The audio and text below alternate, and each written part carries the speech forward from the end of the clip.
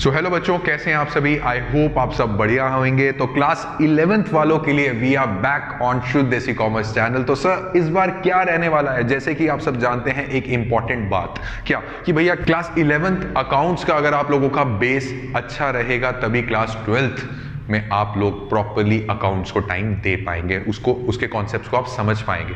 नहीं समझ में आया, क्लास 11 में एक फाइनेंशियल स्टेटमेंट्स का चैप्टर होता है प्रॉफिट एंड लॉस अकाउंट, और जिसमें बैलेंस शीट आप लोगों को समझाई जाती है। अगर आप लोगों ने वो चीज नहीं समझी तो क्लास 12 का जो फर्स्ट चैप्टर है वो ही नहीं कर पाएंगे। तो समझ पा रहे हैं कितना इंपॉर्टेंट है क्लास 11। तो इसको ये मत समझेगा कि सर ये तो बोर्ड की क्लास है, हमें पढ़ना जरूरी नहीं है, ऐसा नहीं है बच्चों। तो बच्चों शुद्ध देसी कॉमर्स चैनल ने क्या सोचा, शुद्ध देसी कॉमर्स चैनल ने ये सोचा, हमने ये सोचा कि क्यों ना आप बच्चों को हर चैप्टर के इंपॉर्टेंट कॉन्सेप्ट्स की रिवीजन करवाई जाए। मैं जो कि ऐसी रिवीजन करवाएंगे उन टॉपिक्स की जो इंपॉर्टेंट है एग्जामिनेशन पॉइंट ऑफ व्यू से।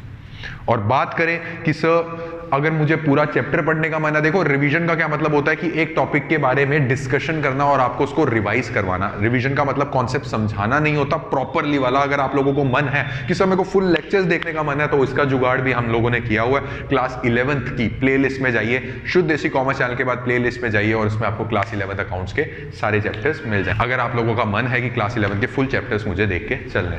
तो ठीक है बच्चों, स्टार्ट करते हैं बिना किसी वेटिंग के। डेप्रीसिएशन से आज मैं स्टार्ट करने वाला हूं और ये चैप्टर की करते हैं हम रिवीजन शुरू।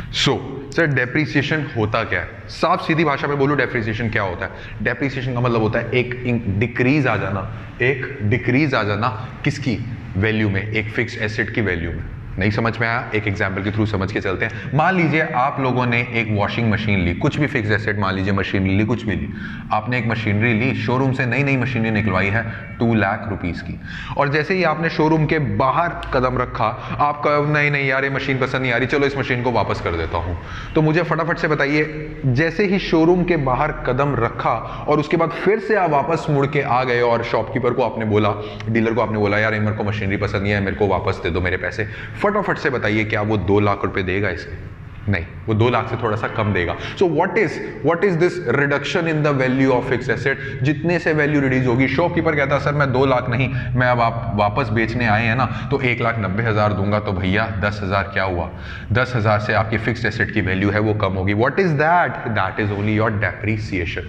बच्चों कोई भी चीज शोरूम से नीचे उतर जाती है ना तो उसकी उसी टाइम, चाहे आपने यूज किया है अभी तक नहीं किया है, बट एक तरीके से वो फर्स्ट हैंड सेकंड हैंड हो जाती है वो, तो उसकी वजह से आप लोगों की जो वैल्यू है वो गिर जाती है। So depreciation means a sudden decrease in the value of fix asset. Sir इसके क्या क्या हमारे पास किस किस रीजन से इसकी जो वैल्यू है वो कम हो सकती है। नॉर्मली बच्चे ये लोग पढ़ के नहीं चलते, बट मैं आप लोगों को बता दूं। फर्स्ट पॉइंट बच्चों इसमें हमारे पास आके चलता है बाय कांस्टेंट यूज। जब आप किसी चीज को यूज करते हैं, मान लीजिए आप वॉच को यूज कर रहे हैं, तो उसके अंदर की जो मशीनरी है वो यूज हो रही है, पुराने होते जा रहे हैं, तो उसकी वजह से एक फिक्स एसेट की वैल्यू गिर जाती है। पॉइंट नंबर 2 होके चलता है by wear and tear. Wear and tear का मतलब होके चलता है, अगर मैं हिंदी भाषा में आपको बता के चलूं, वियर एंड टियर का मतलब होता है कि जो मशीन है वो घिसती चली जाती है। एक वॉच है, कोई वॉशिंग मशीन है, कोई मशीनरी है, उसके जो पार्ट्स हैं जब वो वर्क करते हैं तो वो घिसते चले जाते हैं। तो वियर एंड टियर की वजह से भी, घिसने की वजह से भी जो पार्ट्स हैं वो कमजोर होते रहते हैं, ओल्ड होते रहते हैं, तो उसकी वजह से भी हमारे पास जो मशीनरी की वैल्यू है वो कम होती रहती है। दैट मींस डेप्रीसिएशन लगता रहता है उसमें। और मोस्ट इंपॉर्टेंट पॉइंट जो मेरा भी फेवरेट है और वाइवा में पूछा जाता है वो है इनोवेशन की वजह से फिक्स्ड एसेट की वैल्यू भी डेप्रिशिएट करती है। डेप्रिशिएट का मतलब तो समझ में आ गया ना, वैल्यू गिरना, ठीक है। इनोवेशन की वजह से कैसे? मान लीजिए एक 1995 की मशीनरी है, वो मशीनरी बहुत ही मैनुअल मशीनरी थी, उसमें प्रॉपर मशीन में लेबर लगानी पड़ती थी, सब कुछ करना पड़ता था, और उस मशीनरी की वैल्यू थी 1 लाख रुपीस। 1995, दैट मीन्स 1995 में मैंने वो मशीनरी परचेज की थी। आज अब चल रहा है 2022 चल रहा है, अभी भी वो मशीनरी मिलती है, बट उसके जैसी एक और मशीनरी आ गई है जिसपे प्रॉपर एलईडी टैबलेट टाइप लगा हुआ है और आप टच स्क्रीन से उस मशीनरी को ऑपरेट कर सकते हैं। मुझे फटाफट से बताइए, टच स्क्रीन वाली मशीनरी को छोड़कर अगर जो 1995 वाली मशीनरी थी जो आज भी बिक रही है, अगर वो मैं लेने जाऊंगा, क्या आज भी उसकी वैल्यू 1 लाख रुपए होगी? नहीं सर, सर 1 लाख की होगी, वो मशीनरी तो पुरानी होगी, उस मशीनरी के तो काफी सब्स्टिट्यूट्स आ गए हैं, उस मशीनरी जैसी तो काफी नई टेक्नोलॉजी आ गई है, I am using a word, new innovation आ गई है उसी मशीनरी में, तो उस मशीनरी की वैल्यू गिर जाती है। तो बच्चों इनोवेशन दैट मींस उसी मशीनरी के अंदर न्यू टेक्नोलॉजी आना, इनोवेशन आना, उसकी वजह से जो पुरानी मशीनरी की वैल्यू थी वो गिर जाती है। This is also one of the reasons. तो आप लोगों को आशा करता हूं कि समझ में आ रहा थोड़ा सा शुरू हुआ है कि डेप्रिसिएशन क्या होता है और डेप्रिसिएशन के रीजंस क्या है। बच्चों रीजंस पढ़ने मोस्ट इंपॉर्टेंट होके चलते हैं। अब डेप्रिसिएशन का कॉन्सेप्ट मैं क्यों पढ़ के चलूं, अब डिस्कस करके चलते हैं वो। सो बात करते हैं कि हम लोगों को डेप्रिसिएशन क्यों समझनी है। देखिए डेप्रिसिएशन समझने के 2 तरीके होते हैं समझने के। पहला तरीका साफ है, देखो भैया एक कॉस्ट ऑफ मशीनरी है 1 लाख रुपीस की और लाइफ ऑफ मशीनरी है 5 इयर्स। देखो हर मशीनरी की एक लाइफ होती है, हम इंसानों की लाइफ है तो मशीनरी की भी लाइफ होती है कि ये जो मशीनरी है ये इतने टाइम तक ही चल पाएगी। तो मान लीजिए 1 अप्रैल 2020, ये पहला तरीका समझा रहा हूं मैं कि पहला तरीका, कि पहले तरीके से डेप्रिसिएशन क्या समझनी है। ये थोड़ा बोरिंग तरीका है, जो नेक्स्ट तरीका होगा वो बड़ा इंटरेस्टिंग तरीके से मैं आपको समझाऊंगा कि डेप्रिसिएशन का कॉन्सेप्ट पढ़ना क्यों इंपॉर्टेंट है। तो मान लीजिए 1 अप्रैल 2020 को हमने एक एसेट परचेज करा, फिक्स एसेट परचेज करा 1 लाख रुपीस का। अब भैया 5 साल उसकी लाइफ है, that means first year, second year, third year, fourth year and fifth year. 31 मार्च 2025 को ये मशीनरी डेड होने वाली है। इतनी बात समझ में आई, यस और नो? डेड होने का मतलब क्या है कि हर साल जब मैं उस मशीनरी को यूज कर रहा हूं तो हर साल उसकी वैल्यू और मशीनरी की जो उम्र है वो घटती जा रही है। इतनी बात समझ में आई, यस और नो? तो पहला पॉइंट टू बी नोटेड वाला पॉइंट ये है कि जो डेप्रिसिएशन कैलकुलेट करते हैं वो हमेशा at the end of each year करते हैं।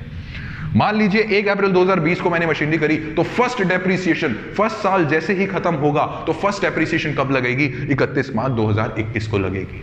सेकंड डेप्रिसिएशन कब लगेगी? 31 मार्च 2022 को, थर्ड, फोर्थ, फिफ्थ। एंड आप नोटिस करेंगे कि जैसे जैसे जितने से उसकी वैल्यू गिरती जा रही है उतने उतने से उसकी एज भी मशीनरी की खत्म होती जा रही है। तो फटाफट से मुझे बताइए कि इसमें आप डेप्रिसिएशन कैसे निकाल के चलेंगे।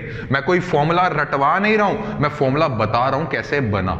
1 लाख मशीनरी की वैल्यू और उसकी 5 साल लाइफ है, तो मुझे बताइए हर साल कितने से उसकी वैल्यू गिरती जा रही है। साफ सीधा क्लास 5th क्लास के बच्चे को भी ये क्वेश्चन पूछोगे वो भी बता देगा, वो कहेगा भैया 1 लाख डिवाइडेड बाय 5 सर 20,000 रुपए से उसकी वैल्यू हर साल एंड में गिरती जा रही है। तो ये 20,000 क्या है? ये 20,000 ही तो डेप्रिसिएशन है।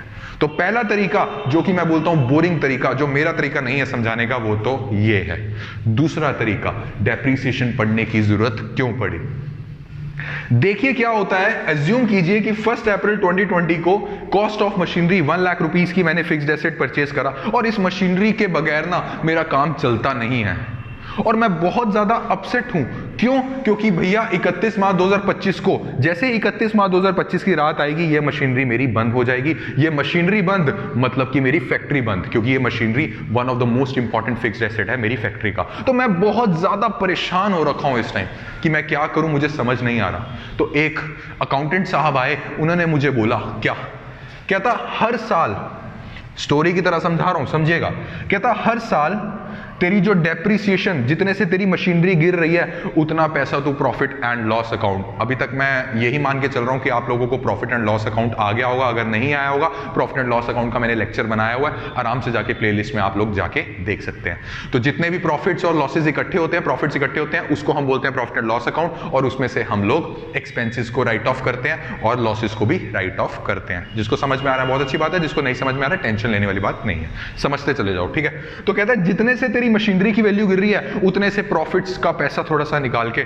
साइड पे रखता रहा। मैंने कहा है उससे क्या होगा? कहता उससे ये होगा, मान लीजिए इस साल मैंने 20K निकाल लिए, इस साल मैंने 20K निकाल लिए, इस साल मैंने 20K निकाल लिए, इस साल 20K निकाल लिए और इस साल 20K अलग से निकाल के बैग में रखता गया।